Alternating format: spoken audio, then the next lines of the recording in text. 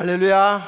오늘 우리 빛나는 세대, 꿈꾸는 세대, 그리고 춤추는 세대, 중고등학생들은 몸을 늘 흔들고 다녀서 춤추는 세대, 그리고 비전 마을 세대, 이렇게 해서 또 우리 작년, 우리들은 이름도 안 붙여줘요. 우리는 죽을 세대, 뭐 이렇게 하는 건지.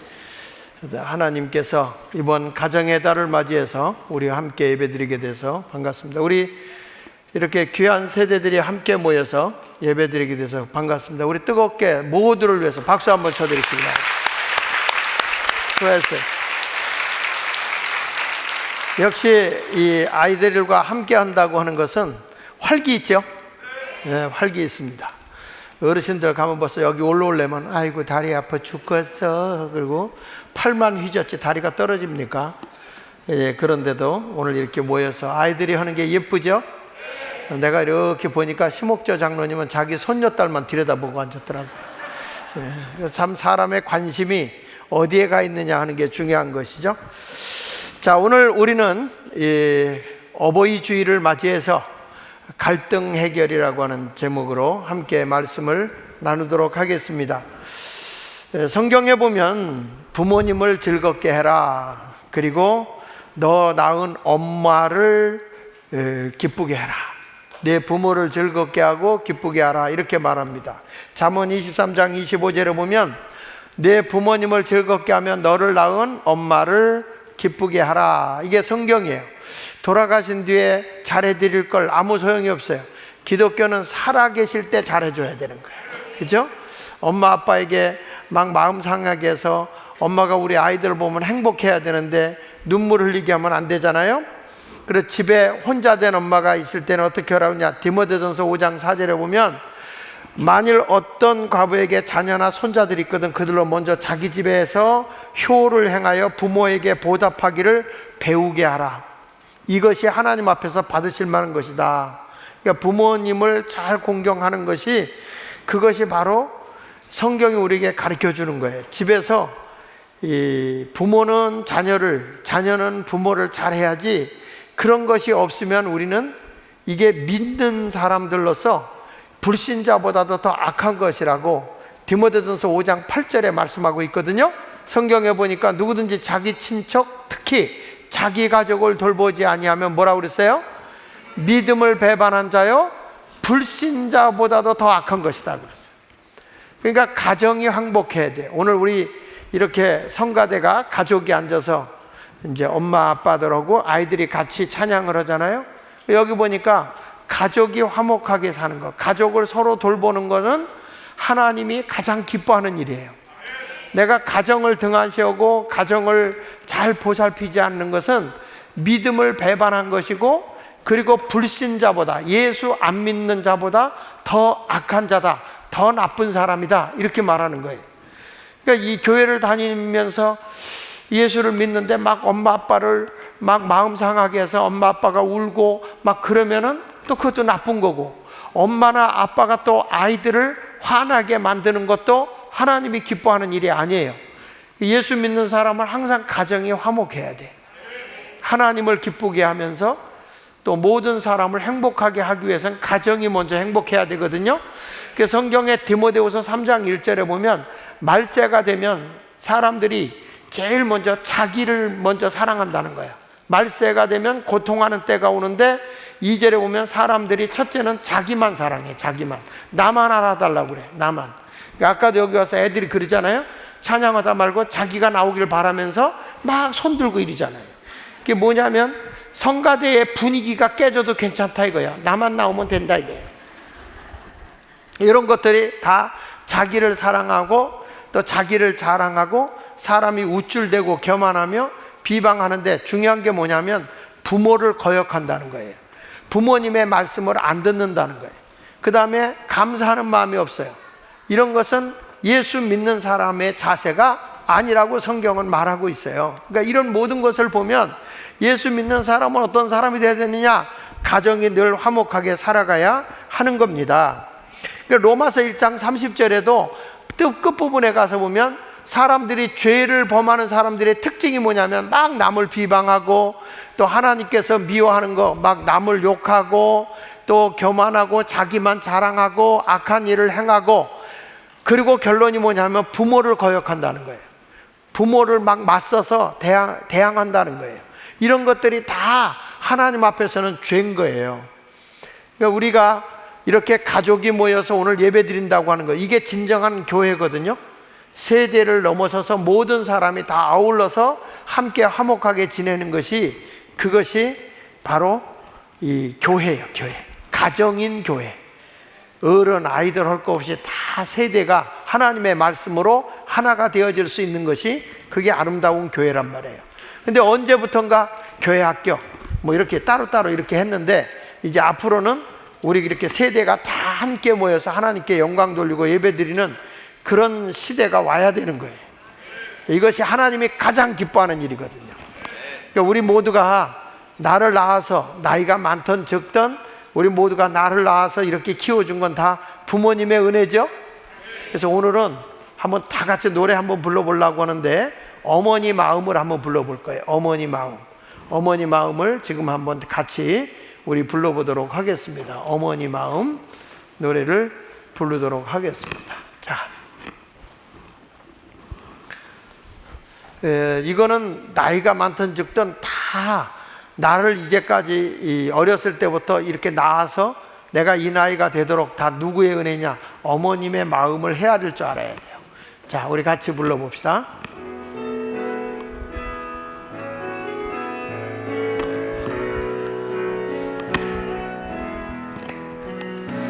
나 실제 괴로움 다 잊으시고 길을 제 밤낮으로 애쓰는 마음, 진 자리 마른 자리 가리시며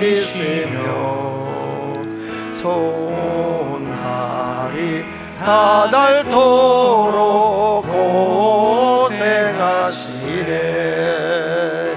하늘 아래 그 무엇이 넓다리요. 어머님의 희생은 다이 없어라.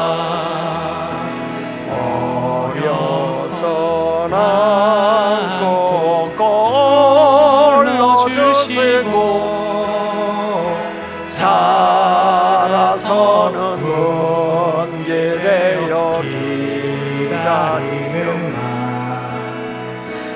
알을 사 그릇 뗄사 자식 생각해 오시는 이마 위에 주름이 가득 땅 위에 그 무엇이 넓다리요. 어머님의 정성을 지극하여라. 사람의 마음속에 온 가지 소원, 어머님의 마음속에 오직 한 가지, 아낌없이 일생을 자식 위하여 살과 뼈를 깎아서 바치는 아이, 인간의 그 무엇이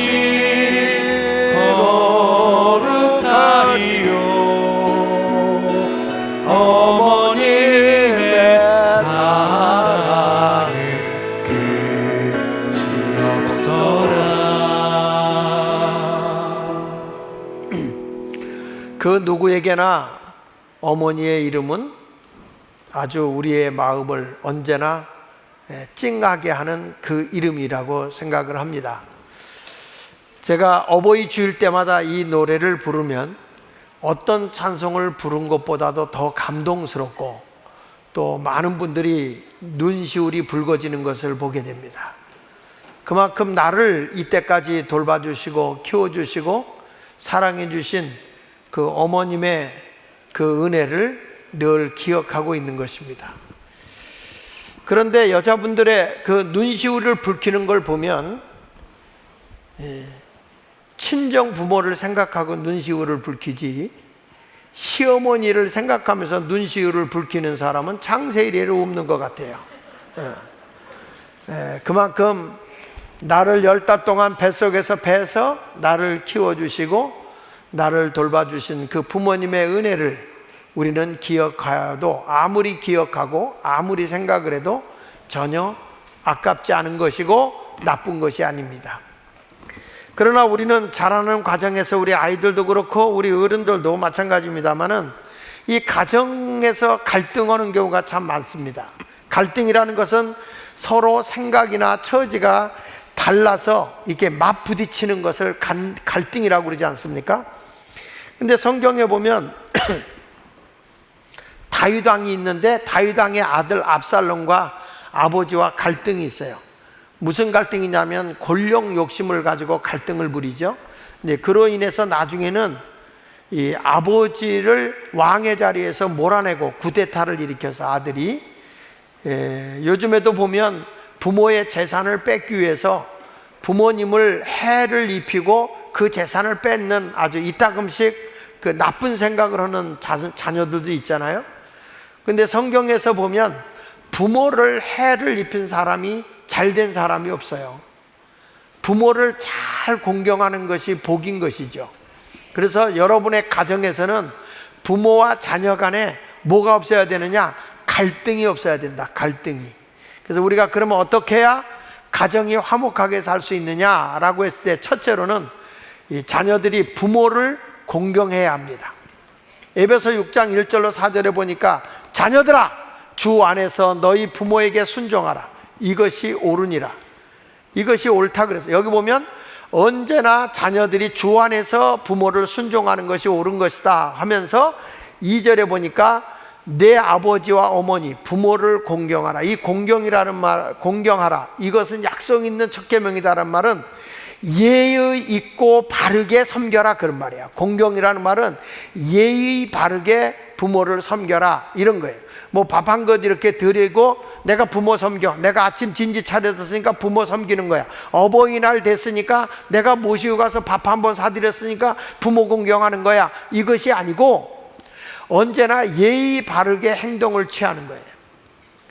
예의 바르게 부모님을 대해주는 거예요. 이것이 공경이라는 거예요. 이런 사람에게는 하나님이 약속을 한다는 거죠. 우리 하나님이 10계명을 줬는데 10계명 가운데 1계명부터 4계명까지는 하나님에 대한 계명이에요.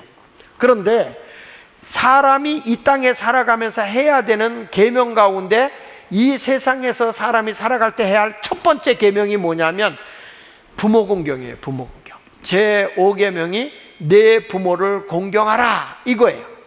부모를 공경하면 하나님 뭐라고 하니? 약속 있는 첫 계명이다. 이것은 이 땅에서 너에게 약속을 하나님이 해줬는데 변함이 없는 그 약속이 뭐냐? 내가 부모를 잘 섬기면 3절에 보니까 이로써 내가 잘되고 땅에서 장수한다 그랬어요. 여러분, 내가 부모를 잘 공경하면 이 땅에서 내가 하는 일마다 잘 된다는 거예요. 부모를 잘 공경하면 내가 낳은 자식이 잘 되는 거예요. 그렇게 아멘 해가지고는 되다가도 안 돼요. 다시 잘 되게 하려면 부모 공경을 잘하라. 아멘. 내가 어떤 사업을 하고 이 땅에서 모든 거 하려고 할 때 자녀가 뭘 잘해야 되냐? 부모를 공경할 줄 알아야 돼. 부모를. 그리고 뭐라냐면 내가 이 땅에서 부모를 공경하면 뭐 한다고 그랬냐면 장수한다 이렇게 말한 거예요. 오래 산다는 거. 오래 살아. 병들지 않고 건강하게 산다는 거예요. 하나님, 나 좀 백수하고 싶어요. 그런데 부모님에게 잘하지 못하고 어떤 사람 부모님에게 막 씩씩대고 부모님을 어떤 사람은 발길질하는 그런 애들도 있나? 없죠? 잘 절대 우리 주일학교 어린이들 그런 애들 없을 거예요. 어떤 사람은 부모님한테도 엄마 아빠한테 에이씨 엄마 나쁜 이렇게 하고 욕하는 애도 있나? 없죠. 근데 부모님에게 잘 예의 바르게 잘하면 땅에서 우리 애들이 잘 되는 거예요. 여러분, 우리가 잘 되려고 하면 부모님 살아계실 때 잘 해드리세요. 내가 먹을 거 덜 먹고도, 옛날에 어르신들이 우리 키울 때, 우리 부모님들이 우리 키우실 때 먹을 거 안 먹고 다 자녀들을 위해서 준 거예요. 그것도 모르고 컸지. 우리는 다 자식에게 잘 준 다음에, 요즘엔 먹을 게 풍요로워서 그런 것이 좀 덜하지만 옛날에는 엄마는 왜 이렇게 머리만 먹어요? 왜 뼈다귀만 드세요? 뼈다귀가 좋은 거야, 좋은 거야.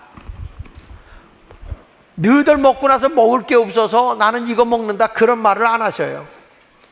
이런 것을 보면서 우리가 부모를 잘 섬기면 이 땅에서 잘 되는 거예요. 그래서 잠언 23장 22절에 보면 너를 낳은 아비에게 청정하고 말을 잘 듣고 내 늙은 어머니를 경히 여기지 말라. 너희 엄마를 가볍게 여기지 말고 너를 낳은 아비의 말을 잘 들어라. 이게 성경이 말하는 거예요. 그러니까 앞으로 우리는 부모님은 어떤 사람이냐? 성경에 보면 악한 부모라도 자식에게는 좋은 걸 준다는 거예요. 마태복음 7장 11절에 말씀하잖아요. 너희가 악한 자라도 좋은 것으로 자식에게 준다는 거예요. 나는 안 먹어도 좋은 것을 자식에게 주려고 그래. 나는 안 입어도 자식에게 좋은 것을 입히고 싶어 해요. 마찬가지로 하늘에 계신 하나님 아버지께서 우리가 하나님의 말씀대로 살면 우리 하나님은 우리에게 좋은 것을 주시기를 원하신다 말씀하고 있는 것입니다. 그래서 우리는 첫째로 세대가 이렇게 통합 예배를 드리면서 우리가 해야 될 게 뭐냐? 부모 공경을 잘 해야 된다. 두 번째 일러주는 거는 따라합시다. 부모는 자녀를 노엽게 하지 마라. 에베소 6장 4절에 보니까 또 아비들아 너희 자녀를 뭐하게 하지 말라?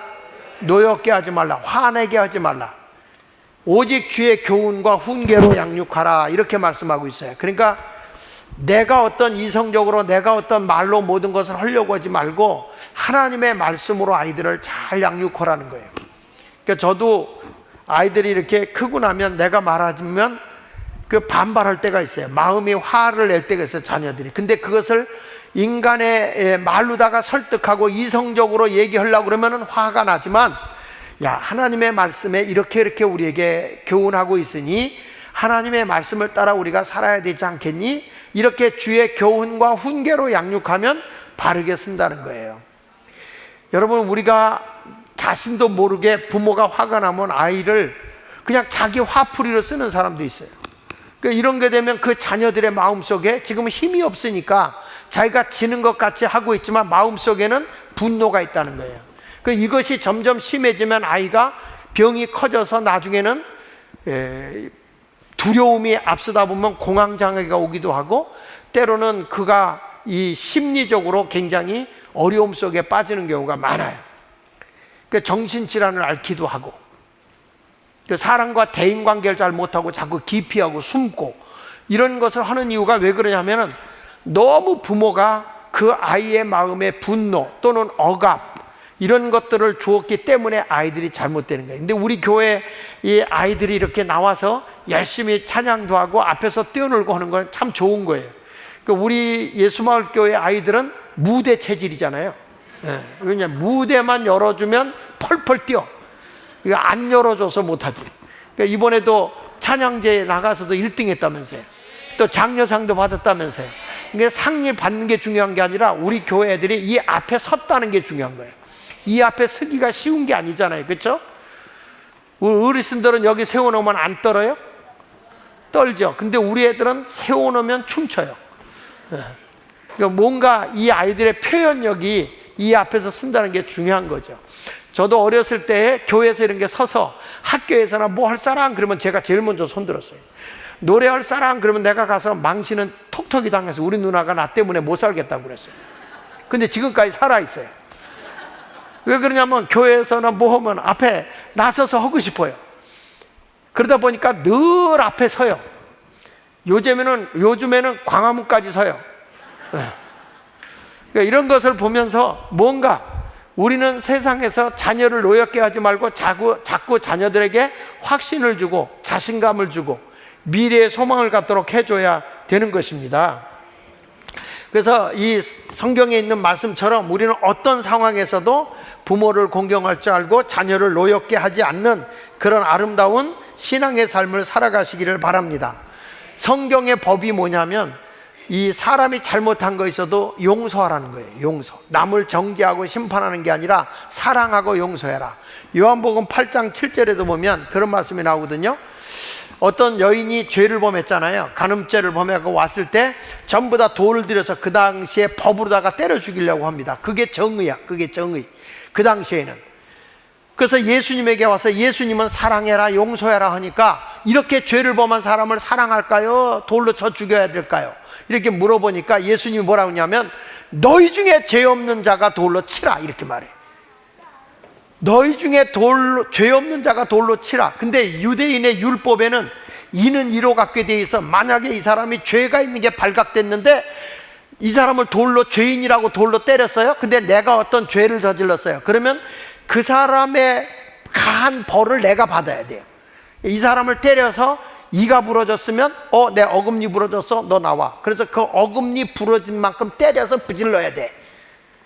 그러다 보니까 더 내게 더 부러졌어, 너 일로 와. 그러다 보니까 싸움이 잠잠하지가 않는 거죠. 그러니까 악을 악으로 갚았던 거죠. 그런데 그때 예수님이 너희 가운데 죄가 없는 자는 돌로 치라 하니까 전부 다 그를 때려 죽이려고 했던 사람이 돌을 놓고 다 돌아가 버렸어요. 이때 예수님이 요한복음 8장 10절 하반절에 이렇게 말합니다. 여자여, 너를 고발하던 그들이 어디 있느냐? 너를 정죄한 자가 없느냐? 그랬더니 이 여인이 대답하되 주여 없나이다. 우리 같이 한번 읽을게요. 예수께서 이르시되 나도 시작. 나도 너를 정죄하지 아니하노니 가서 다시는 죄를 범하지 말라. 이게 뭐냐면 예수님이 사랑하고 용서하는 거예요. 그래서 교회 법이 참 어려운 게 저 사람 잘못하면 나쁜 사람, 잘못한 사람 쫓아내, 가라 이럴 수 있는데 교회는 그런 데가 아니에요.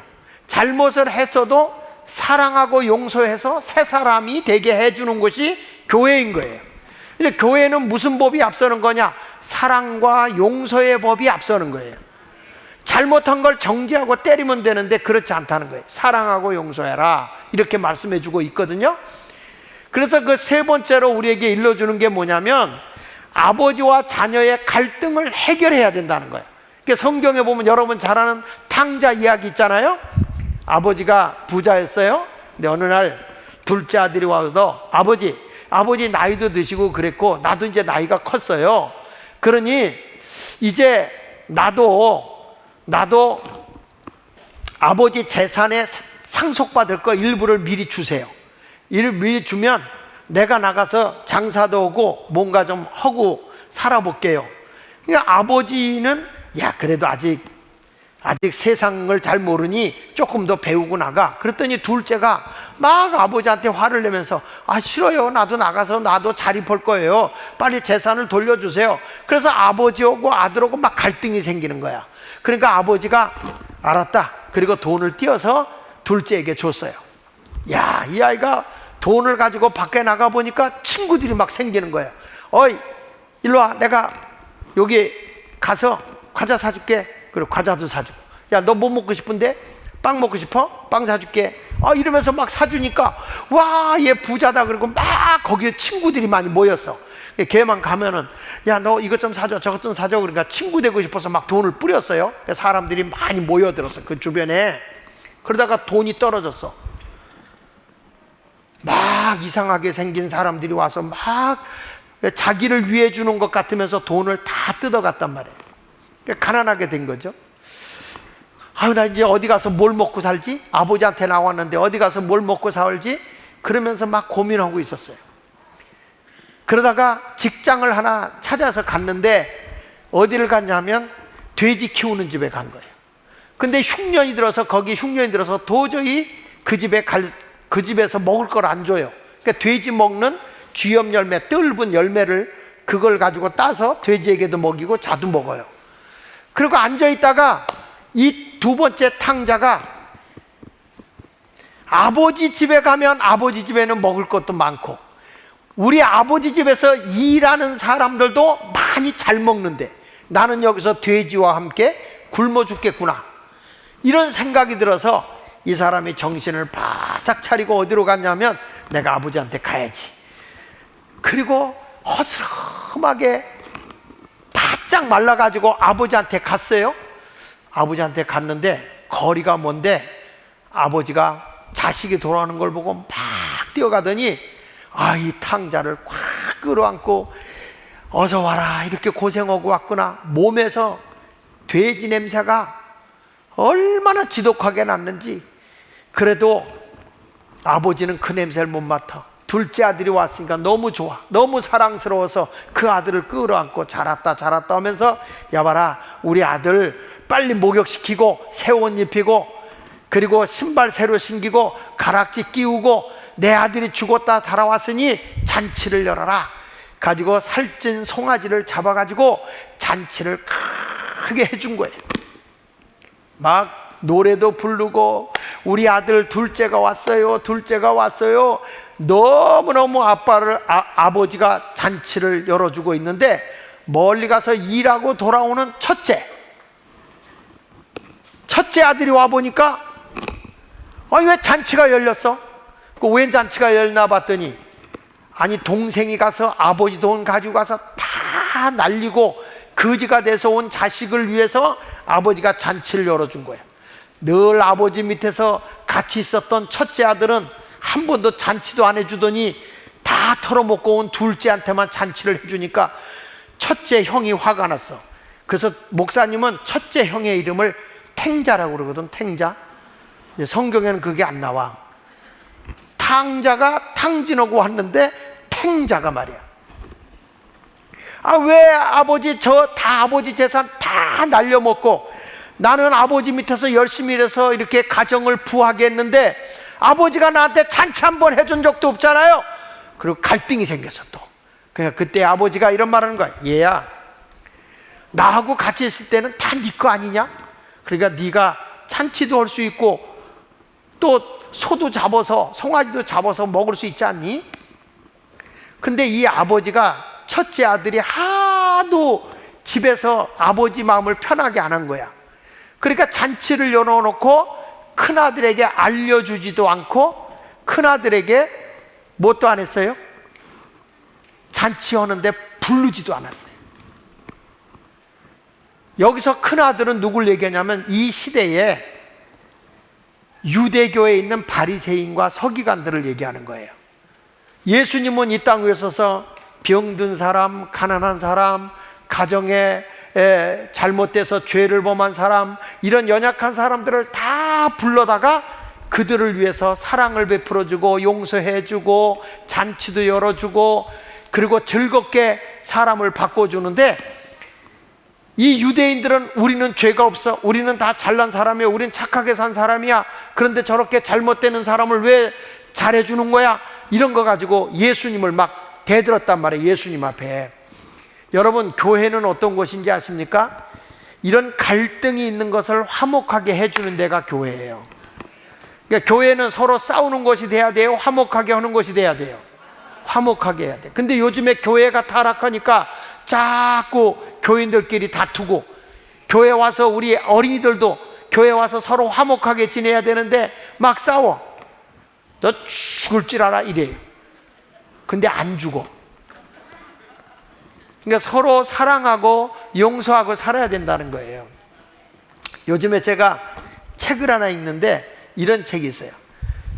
세상을 바꾸는 자는 어떤 사람이냐 그랬을 때 이성적이지 않은 사람들, 다시 말하면 상식적이지 않은 사람들을 통해서 세상을 바꾼다는 거예요. 그러니까 비이성적인 힘이 세상을 바꾼다는 거예요. 그러니까 새로운 창의적이고 새로운 걸 만드는 사람은 지금까지 기존에 생각하고 있는 그 선에서 벗어나질 않아요. 근데 뭔가 새롭게 하는 사람은 전혀 지금까지 내가 가지고 있던 것과 다른 길을 걸어간단 말이에요. 그러니까 저거는 이성적이질 않은 거야. 우리가 아무리 생각해봐도 우리가 알고 있는 거하고 달라. 근데 여러분, 우리가 그전에 전화기를 유선으로 전화 쓰던 게 지금은 핸드폰으로 다 모든 거 다 볼 수 있잖아요. 이게 다 어떤 사람인가, 그 당시에 안 돼. 어떻게 손으로 쥐고 있는 무선 전화에서 컴퓨터가 되고 게임이 되고 이런 게 될 수 있겠어? 거기서 어떻게 신문을 읽을 수 있겠어? 다 안 된다고 할 때 스티브 잡스는 된다고 한 거예요. 그러니까 이게 뭐냐면 상식적이지 않은 비이성적인 것으로 뛰어넘어간 사람이 세상을 바꾸는 거예요. 그러니까 우리 자녀들에게도 지금을 가지고 있는 우리 부모님이 알고 있는 세상에 가둬놓지 말고 이 아이들이 뭔가 창의적이고 새로운 일을 할 수 있도록 용기를 주고, 창의적인 삶을 부모님하고 달라도 그래, 그것도 해봐, 뭔가 이뤄낼 수 있겠네, 이렇게 격려하고 칭찬해주는 그런 부모님이 된다면 집안에 갈등이 없을 거라고 저는 생각을 해요. 그래서 우리 2022년 이 어버이 주일을 맞이해서 부모와 자식 간에 나이가 크든 적든 갈등 있는 것, 주의 교훈과 훈계로, 주님의 말씀으로 다시 화목하게 이렇게 화합하는 그런 가정이 되시기를 예수 이름으로 축원합니다. 기도하겠습니다.